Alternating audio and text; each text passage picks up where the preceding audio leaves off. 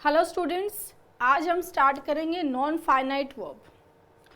Non finite verb important topic है, ठीक है। तो सबसे पहले नॉन फाइनाइट वर्ब स्टार्ट करने से पहले हम वर्ब की बात करते हैं।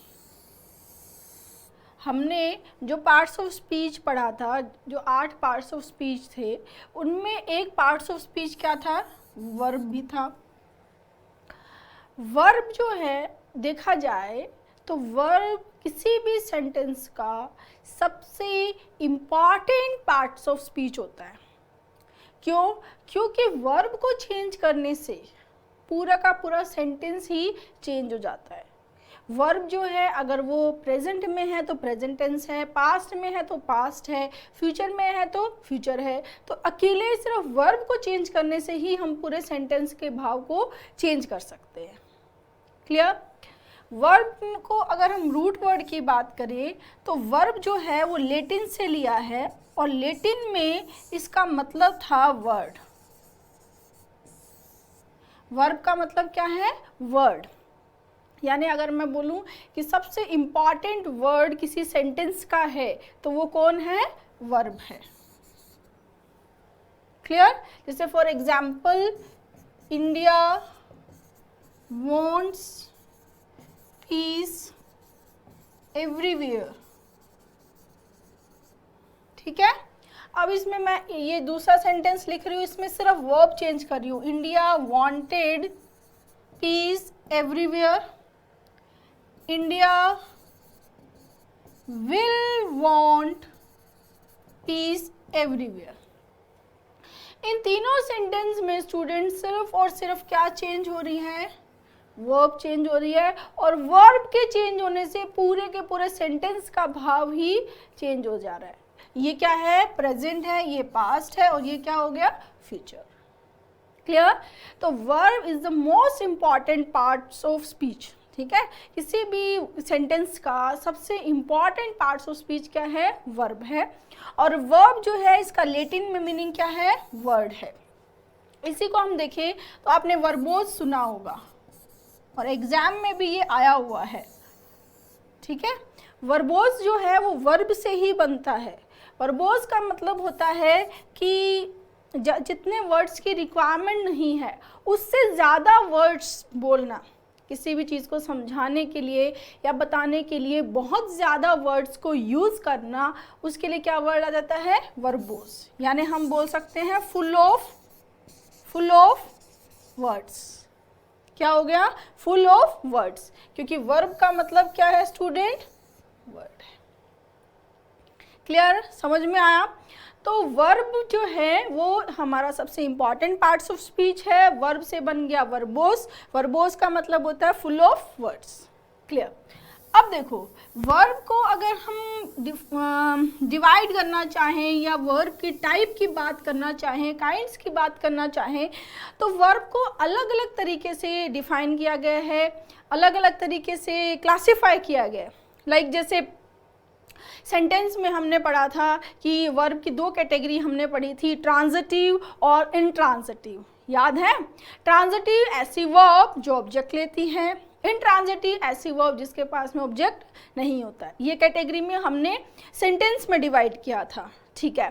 फिर वर्ब की कैटेगरी इरेगुलर और इरेगुलर वर्ब्स होती है। ठीक है। वर्ब की और हम बात करें तो मैंने आपको सेंटेंस में हेल्पिंग, एक्टिव, पैसिव में भी डिवाइड करवाया था। ये हेल्पिंग वर्ब जो सिर्फ हेल्पिंग वर्ब होती है, इज एम आर, जो 24 हेल्पिंग वर्ब्स है। एक्टिव वर्ब जिसमें सब्जेक्ट डूअर होता है, एक्शन करता है, वो एक्टिव है। पैसिव जिसमें सब्जेक्ट एक्शन को रिसीव करता है, यानी बी प्लस वर्ब थर्ड है। ठीक है। इस तरह से हमने वर्ब को ऑलरेडी डिवाइड कर लिया था। यहाँ हम वर्ब को डिवाइड कर रहे हैं 2 कंटेक्स्ट में। क्या? फाइनाइट और नॉन फाइनाइट। ठीक है। यहाँ हम वर्ब को 2 कैटेगरी में डिवाइड कर रहे हैं एक अलग फंक्शन के बेस पे, वो है फाइनाइट और नॉन फाइनाइट। फाइनाइट जो हम पूरी लैंग्वेज में, पूरी ग्रामर में पढ़ते हैं, जो भी वर्ब आती है, सब्जेक्ट है, इसके बाद में जो वर्ब आई है ठीक है, किसी भी सेंटेंस की बेसिक रिक्वायरमेंट के लिए दो चीज़ों की ज़रूरत होती है, दो चीज़ें जो है वो मस्ट होती है। क्या? सब्जेक्ट और वर्ब। ऑब्जेक्ट नहीं है, चल कोई दिक्कत नहीं है, चल जाएगा, कॉम्प्लीमेंट नहीं है, चल जाएगा, लेकिन सब्जेक्ट और वर्ब की रिक्वायरमेंट है। सब्जेक्ट और वर्ब के बिना हम सेंटेंस नहीं बना सकते। ठीक है, तो ये जो वर्ब है, ये वर्ब जो हमने सब्जेक्ट वर्ब एग्रीमेंट में भी पढ़ी थी कि ये जो वर्ब आती है it should be according to the subject. किसके अकॉर्डिंग आती है? ये सब्जेक्ट के according. Subject singular, verb singular, subject plural, verb plural, right. तो ऐसे वर्ब जो सब्जेक्ट के नंबर, पर्सन, जेंडर या हम बोले टेंस के अकॉर्डिंग चेंज होती है। किसके अकॉर्डिंग? सब्जेक्ट के नंबर के अकॉर्डिंग, पर्सन के अकॉर्डिंग, टेंस के अकॉर्डिंग वर्ब जो चेंज होती है वो होती है स्टूडेंट फाइनाइट। नहीं समझ में आया? एक बार फिर से रिपीट करते हैं एग्जाम्पल के साथ। जैसे देखो, फॉर एग्जाम्पल ही के साथ में क्या लोगे आप? गो या गोज? क्या आएगा? गोज। क्यों? क्योंकि ही क्या है? थर्ड पर्सन सिंगुलर है, ठीक है। लेकिन अगर यहां पर आए होता तो क्या लेते आप? गो या गोज? गो लेते मैम, ठीक है। अगर यहां पर दे होता तो क्या लेते आप? गो लेते, ठीक है। तो ये वर्ब आप देख रहे हैं ना, ये वर्ब जो है वो इस सब्जेक्ट के अकॉर्डिंग क्या हो रही है? चेंज हो रही है। अगर हम पास्ट की बात करेंगे तो वो सेकंड फॉर्म में चली जाएगी, अगर हम फ्यूचर की बात करेंगे तो वो फ्यूचर में यूज होगी विल शैल के साथ, राइट। तो ये वर्ब जो सब्जेक्ट के अकॉर्डिंग चेंज हो रही है वो कौन सी वर्ब हो जाती है? Finite verb. कौन सी है? Finite verb, right. और ऐसी वर्ब जिसको सब्जेक्ट से कोई कनेक्शन नहीं है, सब्जेक्ट का नंबर क्या है, सब्जेक्ट फर्स्ट पर्सन है, सेकंड पर्सन है, थर्ड पर्सन है, सब्जेक्ट का जो सेंटेंस है उसका टेंस प्रेजेंट है, पास्ट है, फ्यूचर है, या वो सब्जेक्ट सिंगुलर है या प्लूरल है।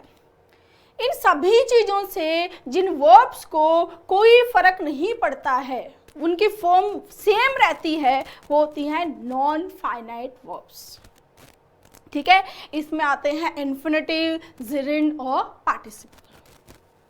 क्लियर है स्टूडेंट्स? इसको अभी डिटेल से पढ़ेंगे, स्टार्ट करें, ठीक है। तो आज हम पढ़ते हैं नॉन फाइनाइट वर्ब। सबसे पहले नॉन फाइनाइट वर्ब पढ़ने से पहले हम वर्ब की दोनों कैटेगरी जो हमने डिवाइड की है, फाइनाइट और नॉन फाइनाइट, इसको समझ लेंगे, ठीक है।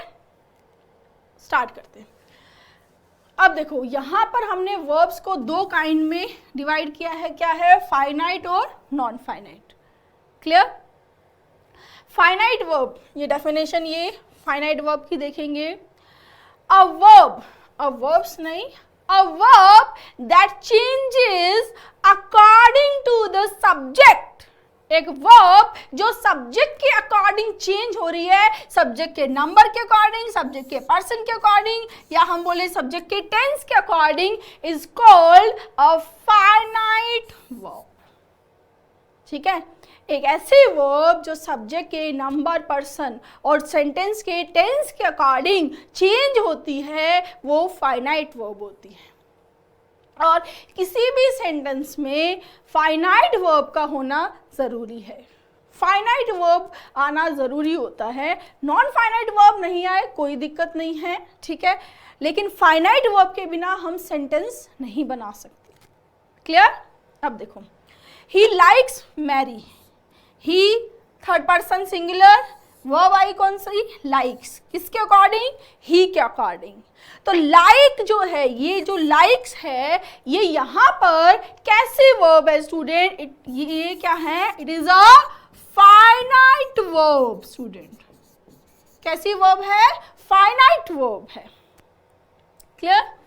आई like Mary, I like Mary, I के अकॉर्डिंग वर्ब क्या आई? लाइक। तो लाइक यहाँ पर आई, यहाँ लाइक्स आई, किसके अकॉर्डिंग? सब्जेक्ट के अकॉर्डिंग, राइट। तो लाइक क्या है? Finite verb.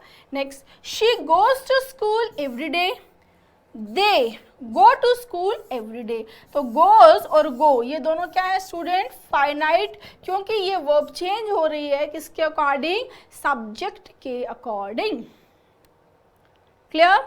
और किसी भी सेंटेंस में जो हमने पढ़ लिया, बेसिक जो रिक्वायरमेंट होती है वो होती है सब्जेक्ट प्लस वर्ब। ठीक है, जैसे अगर हम बोले कि ही सिंग्स, वो गाता है, सेंटेंस बन गया ही सिंग्स। ठीक है, द बेबी स्लीप्स, बेबी सोता है। तो बेसिक रिक्वायरमेंट क्या है, सब्जेक्ट और वर्ब। और वर्ब कौन सी, इस केस में कौन सी वर्ब हमें रिक्वायर्ड है स्टूडेंट, हमें रिक्वायर्ड है फाइनाइट वर्ब। इस केस में यहाँ पर जब हम सब्जेक्ट से सेंटेंस स्टार्ट कर रहे हैं, यहाँ पर जो वर्ब आनी चाहिए, जो वर्ब आती है वो कौन सी वर्ब होती है स्टूडेंट, फाइनाइट होती है। ठीक है ना, ठीक है। आगे नेक्स्ट आता है non finite verbs. A verb that does not change, एक वर्ब जो कि चेंज नहीं होती है। A verb that does not change according to the subject, एक ऐसी वर्ब जो सब्जेक्ट के नंबर और पर्सन के अकॉर्डिंग चेंज नहीं होती है और उसको टेंस से भी कोई लेना देना नहीं होता है, वो वर्ब क्या हो जाती है स्टूडेंट्स, नॉन फाइनाइट वर्ब। कैसी होती है, नॉन फाइनाइट वर्ब। ठीक है, बिल्कुल ऑपोजिट कर दिया, नॉन लगा दिया, फाइनाइट के आगे नॉन लगा दिया, नॉन फाइनाइट यानी एक दूसरे के ऑपोजिट हो गए। वो सब्जेक्ट के नंबर पर्सन, जेंडर की नंबर पर्सन के अकॉर्डिंग चेंज हो रही है, जेंडर का तो रोल नहीं है यहाँ। ठीक है, और नॉन फाइनाइट है वो नंबर पर्सन के अकॉर्डिंग चेंज नहीं होती है। क्लियर, ठीक है। अब देखो, ही लाइक्स टू स्विम। अब इस सेंटेंस में ही सब्जेक्ट है, लाइक्स वर्ब है कौन सी, फाइनाइट। ठीक है, टू स्विम क्या है स्टूडेंट, नॉन फाइनाइट वर्ब की एक कैटेगरी है टू स्विम। कौन सी कैटेगरी है, ये कैटेगरी है स्टूडेंट इन्फिनिटिव। कौन सी कैटेगरी है, infinitive. To plus verb first क्या होता है student, infinitive. Clear, verb ING form gerund, verb ING ED form क्या हो जाएंगे, पार्टिसिपल। ठीक है, अब देखो इन दोनों सेंटेंस को ध्यान से देखो। जनरली जो स्टूडेंट्स हैं उनको नॉन फाइनाइट वर्ब में बहुत डिफ़िकल्टी रहती है, चीज़ें समझ में नहीं आती है। बट हम जो अब पढ़ रहे हैं नॉन फाइनाइट को, जो मेरा पैटर्न है जिससे मैं आपको पढ़ाऊंगी, आपके सारे डाउट्स क्लियर हो जाएंगे, कोई डिफ़िकल्टी नहीं रहेगी। ये सिर्फ बनाए हुए एक फोबिया है मन में या लोगों के, आपके सराउंडिंग की, और ये बहुत डिफ़िकल्ट टॉपिक है, टफ, ऐसा कुछ नहीं है, बहुत ईजी है। ठीक है, अब देखो इन दोनों सेंटेंस को ध्यान से देखो। इन दोनों सेंटेंस में ये वर्ब चेंज हो रही है इसके अकॉर्डिंग, ये भी चेंज हो रही है इसके अकॉर्डिंग। लाइक है, यहाँ लाइक है, ये लाइक्स है, किसके अकॉर्डिंग, लाइक्स आया ही के अकॉर्डिंग, लाइक आया दे के अकॉर्डिंग। बट जो टू स्विम है, इसको दे से या ही से कोई भी फर्क पड़ा नहीं, इसको कोई लेना देना नहीं है, इसको कोई मतलब नहीं है, इसकी जो फॉर्म है वो वही रहेगी। आप सब्जेक्ट ही लो, दे लो, शी लो, इट लो, उससे कोई फर्क नहीं पड़ेगा। आपका टेंस आपका लाइक की जगह लाइक्ड हो तो भी कोई फर्क नहीं पड़ेगा। ठीक है, तो ये जो वर्ब्स हैं ये सब्जेक्ट के अकॉर्डिंग, उनके नंबर के अकॉर्डिंग, उनके पर्सन के अकॉर्डिंग, उनके टेंस के अकॉर्डिंग चेंज नहीं होती है, इसलिए हम इनको नॉन फाइनाइट वर्ब्स बोलते हैं। ठीक है, और एग्जाम्पल देखो इसमें, शी लाइक्स पेंटिंग। ठीक है, I like painting, he liked painting, she will like painting. अब देखो लाइक्स में भी, लाइक में भी, लाइक्ड में भी, लाइक में, इन सभी में पेंटिंग ही आया हुआ है। इन सभी में क्या आया हुआ है, पेंटिंग। पेंटिंग क्या है, वर्ब की आईएनजी फॉर्म, यहां पर क्या है, जिरंड। ठीक है, तो ये जो पेंटिंग है उसको शी से, आई से, ही या पास्ट के टेंस से या फ्यूचर के टेंस से कोई फर्क पड़ा नहीं। इसको कोई फर्क नहीं पड़ेगा कि कौन सा टेंस है, क्या पर्सन है, क्या सिंगुलर है, क्या प्लूरल है, कोई फर्क नहीं पड़ेगा, ना ये चेंज होंगी, उसके अकॉर्डिंग अपनी फॉर्म में रहेंगी। तो ये कौन सी वर्ब हो गई student? Finite, non finite verbs. Clear? देखो, नॉन फाइनाइट वर्ब्स किसी भी सेंटेंस में एसेंशियल नहीं है, ठीक है? एसेंशियल नहीं है कि आना ही कंपलसरी है, नहीं। फाइनाइट वर्ब का आना कंपलसरी है, एसेंशियल है, हमें फाइनाइट वर्ब चाहिए। ऐसा कोई सेंटेंस अगर हम बनाएं जिसमें फाइनाइट वर्ब ही नहीं हो तो वो सेंटेंस ग्रामेटिकली इनकरेक्ट हो जाएगा, ठीक है? जैसे फॉर एग्जाम्पल अगर मैं लूं,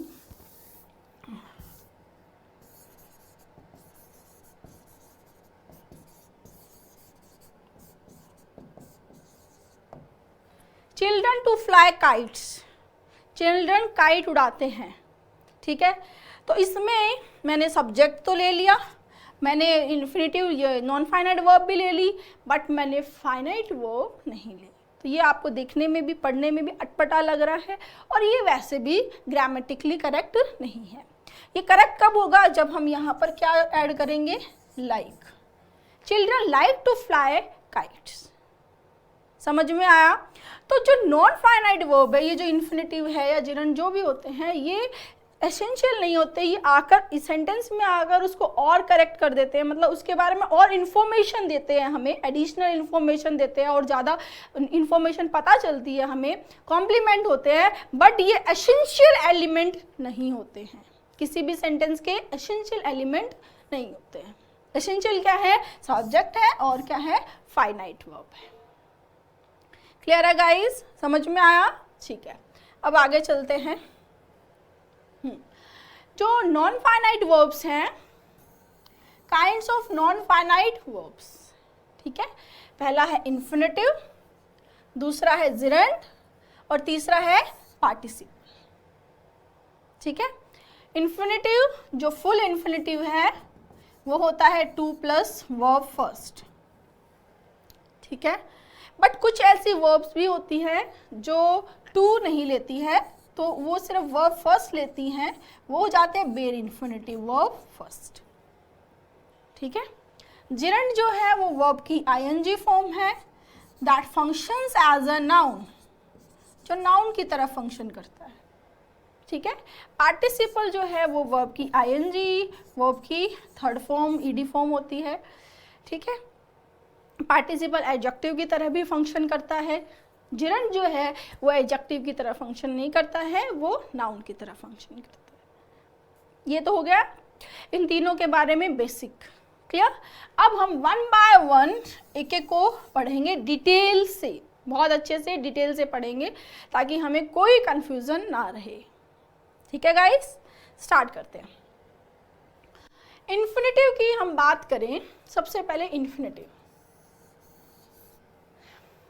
An infinitive used with to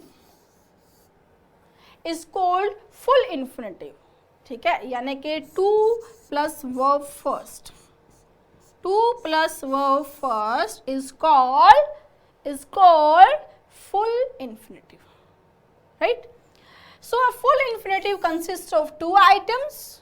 जो full infinitive है वो दो आइटम से मिलकर बनता है, that is two plus verb, right? ठीक है, टू प्लस वर्ब, वर्ब कौन सी? वर्ब फर्स्ट, या आप वर्ब की बेस फॉर्म बोले या वर्ब की फर्स्ट फॉर्म बोले, ठीक है? अब देखो, it is easy to learn English, she came here to discuss the lesson.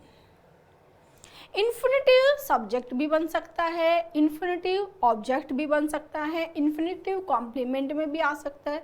तो ये हम कहीं भी इसको रेस्ट्रिक्ट नहीं कर सकते हैं, इसकी पोजीशन को सेंटेंस में रेस्ट्रिक्ट नहीं कर सकते हैं, इसको हम अकॉर्डिंग टू द सेंटेंस हम इसकी पोजीशन चेंज करते रहते हैं। क्लियर? तो इन्फिनेटिव जो है वो क्या है? अगर हम सिंपली बोले, infinitive is a to plus verb first को हम फुल इन्फिनेटिव बोलते हैं, और वर्ब की फर्स्ट फॉर्म बेस फॉर्म को हम बेयर इन्फिनेटिव बोलते हैं। यानी ये दोनों जब सब्जेक्ट के अकॉर्डिंग चेंज नहीं होती है, टेंस के अकॉर्डिंग चेंज नहीं होती है, तब ये वर्ब्स की फॉर्म क्या हो जाती है? इन्फिनेटिव। ठीक है, ये तो हो गया बेसिक अंडरस्टैंडिंग, राइट। अब जो है मेन मुद्दे की बात जो हम हमेशा ही करते हैं, मुद्दे की बात ये है कि मैम एग्जाम में यहाँ से क्वेश्चन कैसे आते हैं, कैसे क्वेश्चन आएंगे और हमें कैसे उनको फाइट करना है, सही करना है। बिल्कुल सही, क्योंकि हम वही कर रहे हैं, हम वही तैयारी कर रहे हैं, ठीक है। एग्जाम में क्वेश्चंस आएंगे स्टूडेंट्स, आपको कुछ वर्ब्स को याद करना पड़ेगा, माइंड में बैठाना पड़ेगा कि कुछ वर्ब्स जो अपने बाद में हमेशा ही इन्फिनेटिव लेती है। हमेशा इन्फिनेटिव का मतलब कि जब भी उनके बाद में कोई सेंटेंस बनता है तो इन्फिनेटिव और जिरंड की दोनों में से बात होगी तो वो वर्ब्स हमेशा इन्फिनेटिव ही लेंगी, राइट। जिरंड लेते ही वो सेंटेंस ग्रामेटिकली इनकरेक्ट हो जाए। और ऐसे ही सेम जिरंड के साथ होता है, कुछ वर्ब्स होती है जो जिरंड ही लेती हैं, तो उनके केस में हम जिरंड ही लेंगे। वहाँ पर एग्जामिनर क्या करता है, हमें जिरंड की जगह इन्फिनेटिव दे देता है, क्लियर। तो उन वर्ब्स को हमें माइंड में रखना पड़ेगा, याद करना पड़ेगा, ठीक है। देखो स्टार्ट करते हैं। ये verbs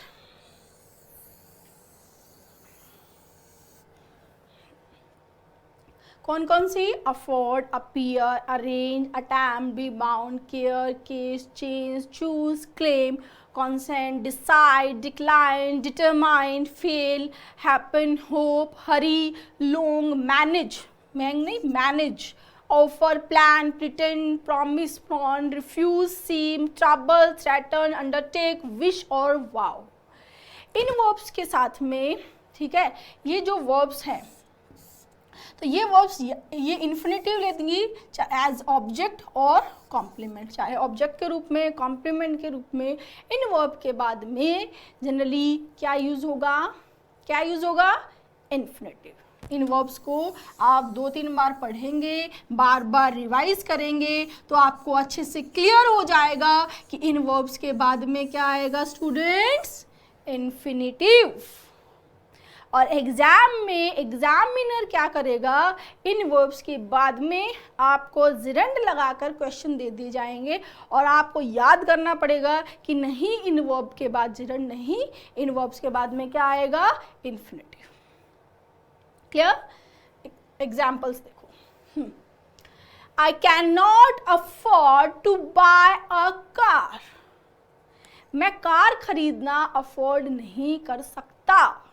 I cannot afford to buy a car, तो यहाँ पर देखो afford जो वर्ब है वो अपने बाद में क्या ले रही है स्टूडेंट्स, इन्फिनेटिव।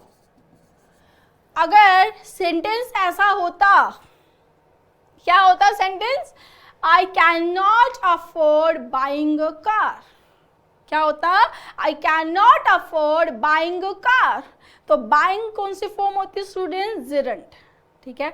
तो जिरंड फॉर्म अफोर्ड के बाद नहीं आएगी, कौन सी फॉर्म आएगी, इन्फिनेटिव। तो ये सेंटेंस बिल्कुल सही है और इसी तरह से आपको सारी वर्ब्स को माइंड में रखना है, ठीक है। Next, she appeared to be in her late 30s, appeared के बाद भी क्या आएगा, इन्फिनेटिव। अभी आपको लग रहा होगा कि मैम बहुत सारी वर्ब्स हैं, कैसे याद करेंगे, इतना डिफ़िकल्ट नहीं है। आप 2-3 बार इन वर्ब्स को रिवाइज करेंगे, फिर इनकी एग्जाम्पल से इनको मैच करेंगे, फिर हम आगे क्वेश्चंस भी करेंगे। तो 2-3 बार रिवीजन करेंगे तो अपने आप ये वर्ब्स आपके माइंड में सेट हो जाएंगी, ठीक है। कुछ तो ये जो चीज़ें हैं याद करने वाली, ये तो याद ही करनी पड़ेगी, इनका और कोई सॉल्यूशन नहीं है, ठीक है। देखो नेक्स्ट, वी मैनेज, मैनेज भी ऐसी वर्ब है जो अपने बाद में क्या लेती है, infinitive. We manage to get to the airport in time.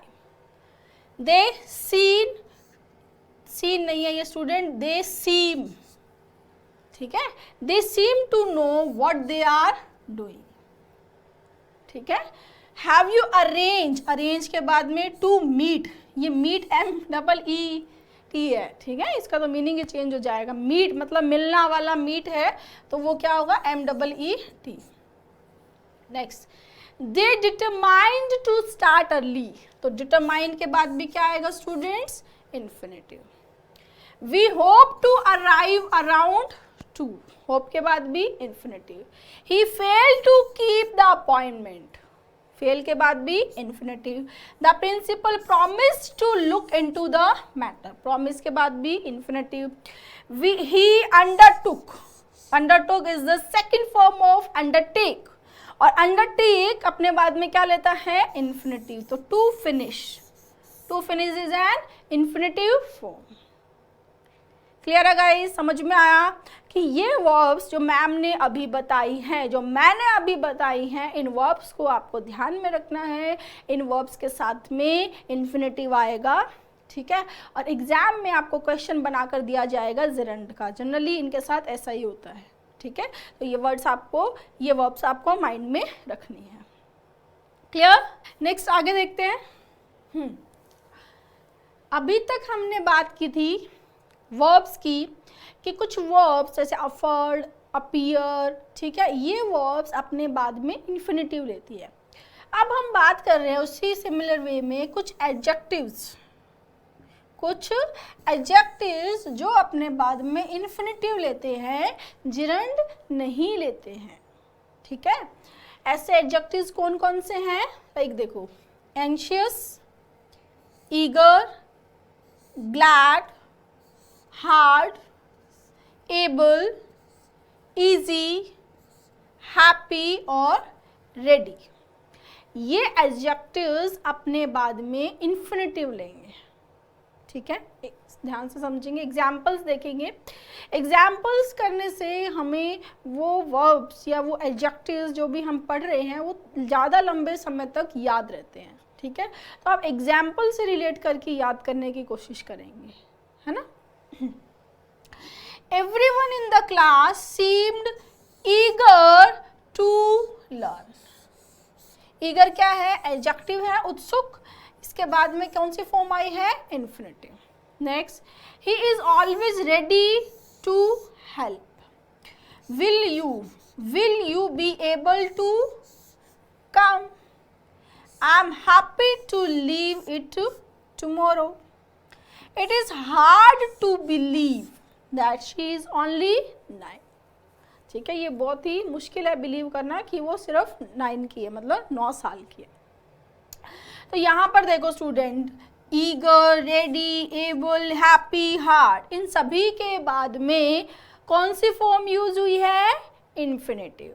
यानी इन एडजेक्टिव्स के बाद में आप इन्फिनेटिव फॉर्म यूज करेंगे। क्लियर, ठीक है।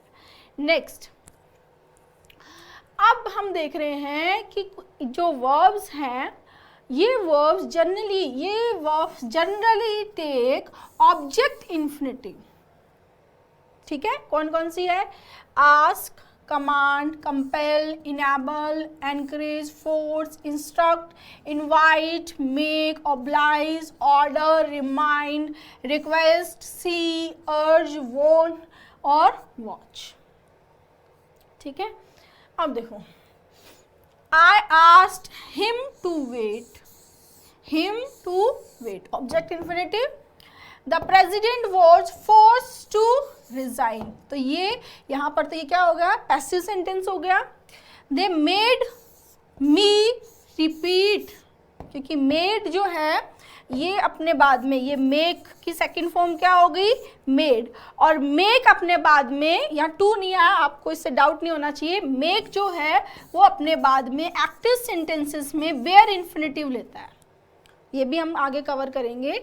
मेक अपने बाद में एक्टिव सेंटेंसेस में बेयर इन्फिनेटिव ले रहा है, इसलिए टू नहीं आया है, ड्यू टू मेक, ठीक है। He suffered a serious injury that obliged him to give up work. He commanded his man to retreat. तो ये वर्ब्स क्या लेती हैं, जनरली ये वर्ब्स ऑब्जेक्ट इन्फिनेटिव लेती हैं, ठीक है। नेक्स्ट, वर्ब, कुछ ऐसी वर्ब, ठीक है। अब हम बात कर रहे हैं कुछ ऐसी वर्ब्स की जो इन्फिनेटिव भी ले सकती हैं और जिरंड भी ले सकती हैं, दोनों यूज हो सकते हैं, इन्फिनेटिव भी और जिरंड भी। कौन कौन सी ऐसी है, advise, aim, allow, begin, cease, continue, forget, hate, intend, like, love, prefer, prefer के बारे में हमने एडजेक्टिव में भी पढ़ा था, याद है? Propose, regret, remember, require, start, stop, trying, try और वॉट। ठीक है, इन वर्ब्स के साथ में, यानी ये verbs according to the sentence, उसकी क्या रिक्वायरमेंट है, क्या भाव है सेंटेंस का, किस सेंस में वो बात कर रहा है, उसके अकॉर्डिंग ये इन्फिनेटिव या जिरंड ले सकती है। ठीक है, एग्जाम्पल की अगर हम बात करें तो इसमें से अगर हम इंटेंट की बात करें या एम की बात करें तो इनके साथ में दोनों फॉर्म आती है। इंटेंट के साथ ये देखो इन्फिनेटिव भी आगे, जिरंड भी आगे, इन्फिनेटिव और जिरंड। ठीक है, लेकिन इन्फिनेटिव जो है वो ज़्यादा यूजुअल, इस चीज़ को ध्यान से सुनेंगे। इंग्लिश में बहुत बार जब आप कोई बुक पढ़ते हैं तो आपको कहीं जगह ऐसे लिखा हुआ मिलेगा कि ये चीज़ मोर यूजुअल है। मोर यूजुअल का मतलब ये नहीं है कि ये मोर करेक्ट है। मोर यूजुअल का मतलब ये है कि ये फॉर्म ज़्यादा यूज में आने लग गई है दूसरी फॉर्म के कंपैरिजन में। ठीक है, इसलिए वो फॉर्म ज़्यादा यूज में आती है तो हमें वो सुनी सुनाई लगती है और हमें वो करेक्ट लगती है। और जो सेंटेंसेस जो फॉर्म्स यूज में नहीं आती है, हमें सुनी हुई नहीं लगती है, तो वो हमें करेक्ट नहीं लगती है। सिंपल सा है। बहुत सारे स्टूडेंट इस मोर यूजुअल से कंफ्यूज हो जाते हैं कि मैम ये मोर यूजुअल है, तो more usual doesn't mean more correct. Clear? ठीक है, तो देखो, he intends to paint the house और he intends painting the house. He aims to rise high in life और he aims at rising high in life। American में generally इसमें infinitive form को ही सही माना है, अमेरिकन इंग्लिश में M के साथ, बट ब्रिटिश में हम दोनों को सही मानेंगे, कोई दिक्कत नहीं है क्योंकि हम ब्रिटिश को फॉलो करते हैं। क्लियर है गाइस? ठीक है, कई बार इन्हीं वर्ब्स के साथ में आपको जो सेंटेंसेस मिलेंगे उन सेंटेंसेस में क्या होगा कि जो इन्फिनेटिव आता है अगर इन वर्ब के बाद, तो वो एक स्पेशल पर्पस को डिनोट करेगा, स्पेशल किसी सिचुएशन को बताएगा, उस सिचुएशन में यूज होगा, राइट। और अगर वहाँ पर हम जिरंड फॉर्म लेते हैं तो वो हैबिचुअल, नॉर्मल, रूटीन एक्शन के सेंस में आता है। जैसे देखो, एग्जाम्पल से समझेंगे। ठीक है, जैसे an infinitive refers to an action on a particular occasion। infinitive refer करता है एक्शन को किसके लिए? पार्टिकुलर ओकेजन के लिए, right. But a gerund indicated a habitual action। और gerund किसको इंडिकेट करता है? हैबिचुअल एक्शन को इंडिकेट करता है। जैसे देखो, he likes to play the violin और he likes playing the violin। अब इन दोनों सेंटेंसेस में क्या डिफरेंस आपको नजर आ रहा है? पहला है he likes to play the violin, दूसरा he likes playing the violin. देखो, इन दोनों का डिफरेंस क्या है? डिफरेंस ये है कि यहाँ पर जैसे कोई पार्टी चल रही है, ठीक है, पार्टी में कोई गाना गा रहा है, कोई डांस कर रहा है, सब अपने अपना अलग अलग परफॉर्मेंस दे रहे हैं। उस सिचुएशन में ही जो है वो लाइक कर रहा है, ही चाह रहा है कि वो प्ले करे, वायलिन प्ले करे। ठीक है, तो उस सिचुएशन में, उस पार्टिकुलर सिचुएशन की बात हो रही है। हो सकता है उससे पहले या उसके बाद में उसने कभी प्ले ही नहीं किया हो सकता है वो रूटीन में कभी प्ले नहीं करता हो, बहुत सारी सिचुएशन पॉसिबल है। लेकिन उस पार्टिकुलर सिचुएशन में वो प्ले करना चाहता है, तो हमने क्या यूज किया स्टूडेंट? क्या यूज किया? इन्फिनेटिव। उस पार्टिकुलर सिचुएशन में वो यूज करना चाहता है, इसलिए हमने इन्फिनेटिव यूज किया, राइट। और दूसरे सेंटेंस में ये बोल रहा है he likes playing the violin. ये हम नॉर्मल, रूटीन, हैबिचुअल एक्शन की अभी बात नहीं हो रहा है, द मोमेंट ऑफ स्पीकिंग नहीं बोल रहा है। वो हमेशा ही मतलब उसकी एक आदत बताए या उसकी एक्टिविटी बताए, उसका हैबिचुअल एक्शन बताए कि वो पसंद करता है वायलिन को प्ले करना। वो एक जनरल बात हो रही है, किसी पार्टिकुलर ओकेजन की बात नहीं हो रही है। Got my point? तो आप पर्टिकुलर किसी एक स्पेसिफिक ओकेजन, किसी स्पेसिफिक कंडीशन में बात करेंगे तो आप यूज करते हैं इन्फिनेटिव, और आप जनरल बात कर रहे हैं तो आप यूज करेंगे जिरंट। ठीक है, सेम दूसरा देखो, ही स्टॉप्ड टू टॉक और ही स्टॉप्ड टॉकिंग।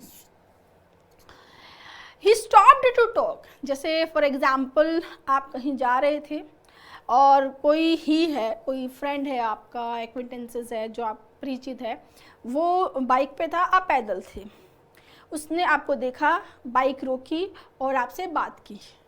तो ये एक पर्टिकुलर एक सिचुएशन बनी जिसमें हम ये बोलना चाह रहे हैं कि ही स्टॉप्ड, वो रुका, किसके लिए?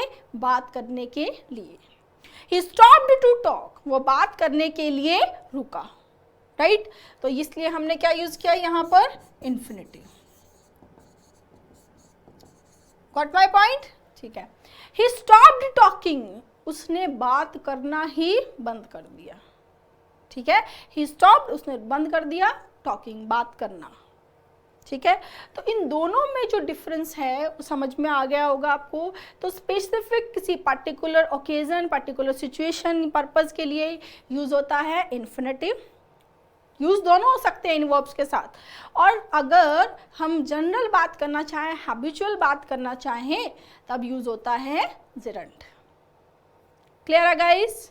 ठीक है, नेक्स्ट देखो, अभी हमने देखा था क्या कि कुछ वर्ब्स, ये वाला पॉइंट, कि वर्ब्स जो इन्फिनिटिव भी ले सकती हैं और जो जिरंट भी ले सकती है, दोनों ले सकती हैं। अब सेम उसी तरह ऐसे एडजेक्टिव जो इन्फिनिटिव भी ले सकते हैं और जिरंट भी ले सकते हैं। ठीक है, देखो, adjectives that take an infinitive or gerund are कौन कौन से हैं? be afraid और be sorry। ठीक है, एग्जाम्पल, she was, be की फॉर्म है was, she was afraid to open the door। she was afraid to open the door। यहाँ पर ये क्या है? afraid। ठीक है, be afraid, और यहाँ पर ये फॉर्म कौन सी आई? Infinitive. Clear? She was afraid of upsetting her parents. Afraid के बारे में मैंने पहले भी बताया था, अफ्रेड टू डू समथिंग होता है, अफ्रेड ऑफ डूइंग समथिंग होता है। ये स्ट्रक्चर्स मैंने पहले भी बताई हुई है आपको जब मैंने एडजेक्टिव करवाया था आपको। जब मैंने लगभग सारे ग्रामर के टॉपिक कर लिए हैं, तो जब तक आप उन ग्रामर में जो करवाए हुए कॉन्सेप्ट्स को इंटरलिंक नहीं करेंगे तब तक आपको मज़ा नहीं आएगा, तब तक सब कुछ स्कैटर्ड लगेगा, बिखरा हुआ लगेगा।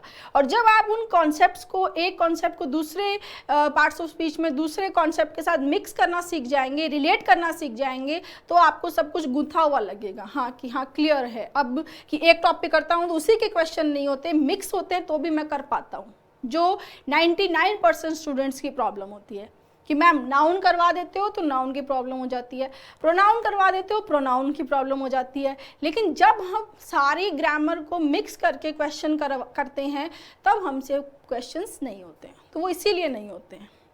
ठीक है, नेक्स्ट, आई एम सॉरी। तो आपको करना क्या है? आपको रिवाइज करना है, कॉन्सेप्ट को इंटर रिलेट करना है, या अफ्रेड को देखते ही याद आना चाहिए, यार अफ्रेड तो एडजेक्टिव है, वहाँ पढ़ा था। ठीक है, क्या स्ट्रक्चर बताई थी मैम ने? ये बताई थी। Clear? Next, I am sorry to hear the news और I am sorry for interrupting you. तो देखो यहाँ पर was afraid, to open, of upsetting, to hear, or for interrupting। तो जो फॉर्म है इन्फिनिटिव, और ये इन्फिनिटिव और ये जिरंट,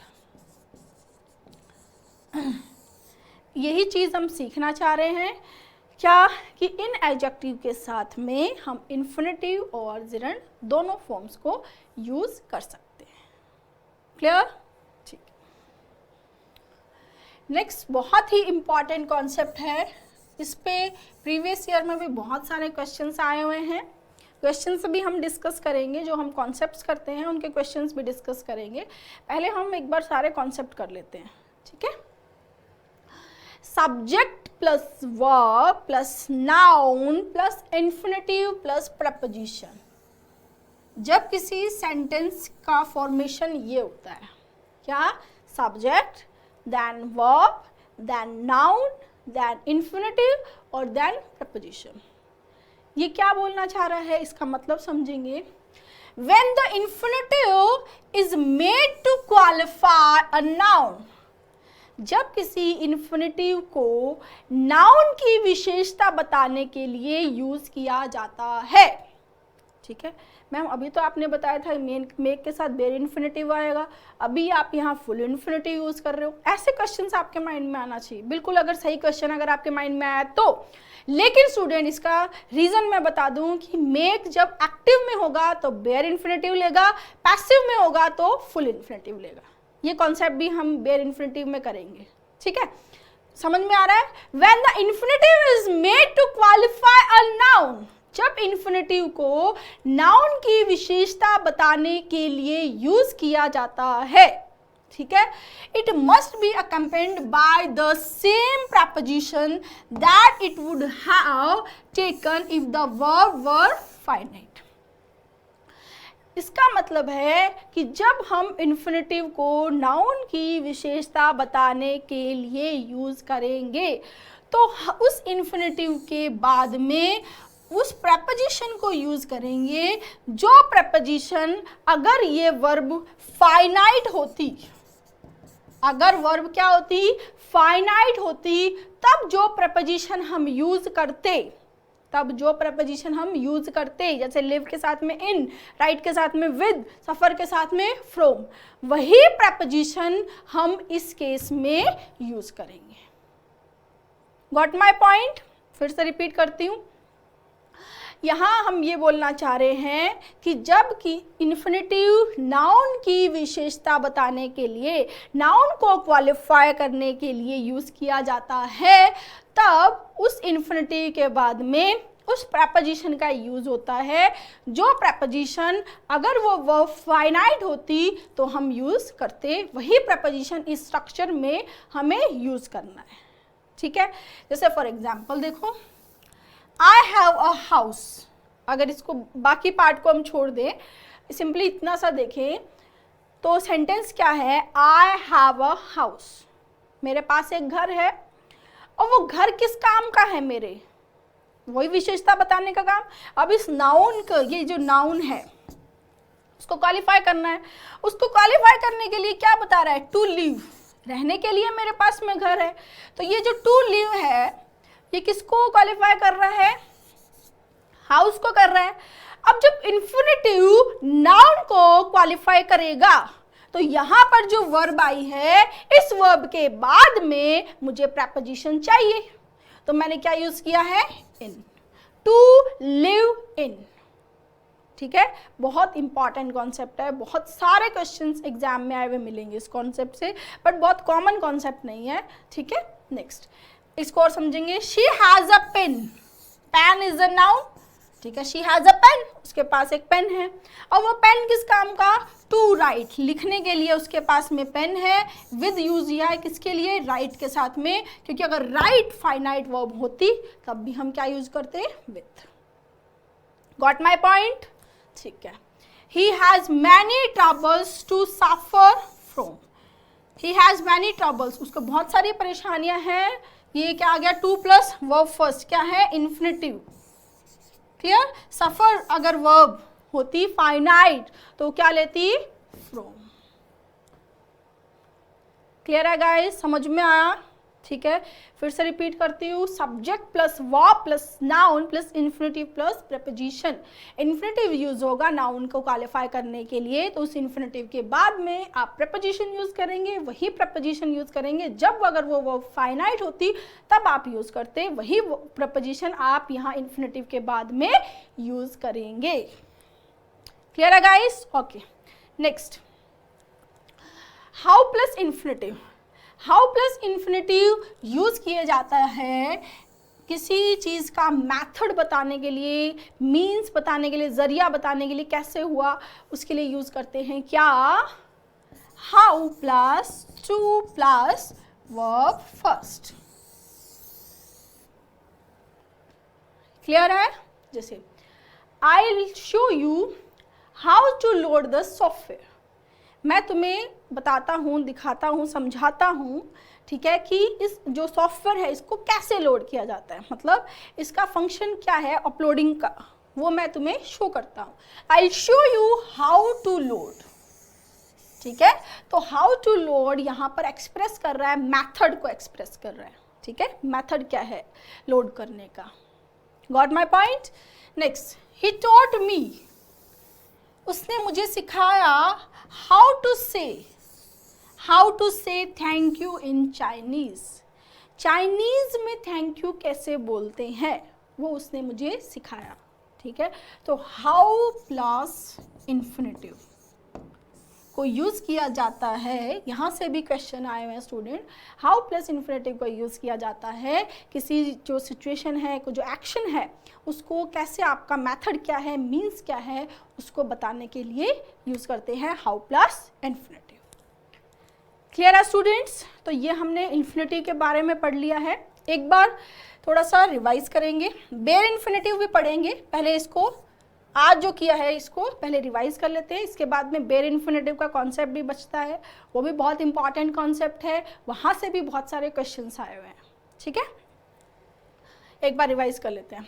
हमने पढ़ा वर्ब, वर्ब लेटिन में वर्ड से है, ठीक है, लेटिन में वर्ब का मतलब वर्ड होता है, और verb is the most important parts of speech, ठीक है, इंपॉर्टेंट पार्ट्स ऑफ स्पीच है, अलग अलग तरह से कैटेगरी में डिवाइड किया गया है। यहाँ पर हमने दो कैटेगरी में डिवाइड किया है, फाइनाइट और नॉन फाइनाइट। फाइनाइट वर्ब जो verbs according to the subject, उसके पर्सन, नंबर, टेंस के अकॉर्डिंग चेंज होती है वो फाइनाइट है, और जो चेंज नहीं होती है वो नॉन फाइनाइट है। फिर हमने देखा कि नॉन फाइनाइट वर्ब, ये हमने देख लिया था, पूरा अच्छे से डिस्कस कर लिया।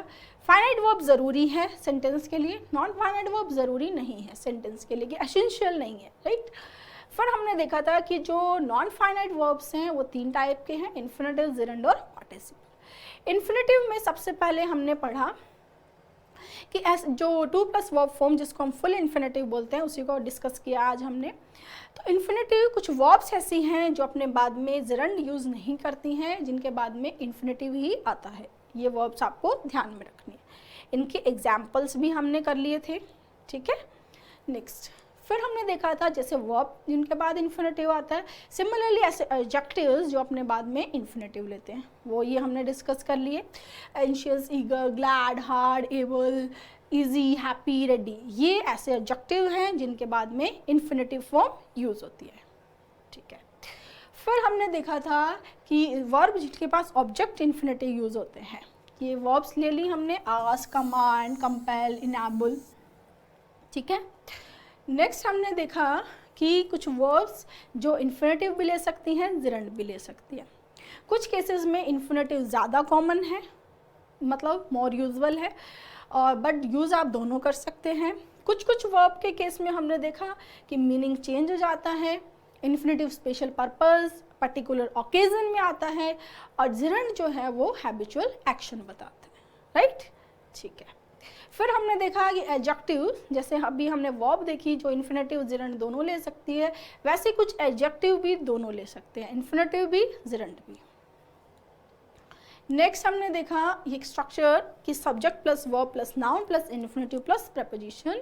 जब इन्फिनेटिव को नाउन की विशेषता बताने के लिए यूज़ करेंगे तो इन्फिनेटिव के बाद प्रेपोजिशन आएगा। सेम प्रेपोजिशन अगर वो फाइनाइट होती तब हम यूज़ करते, वही प्रेपोजिशन जब यहाँ इन्फिनेटिव होगा तब हमें यूज़ करना है, ठीक है। Last but not least, how plus infinitive. How plus infinitive को हम किसी चीज़ का मेथड या मीन्स बताने के लिए यूज़ करते हैं, like how to load, how to say. Okay guys, thank you.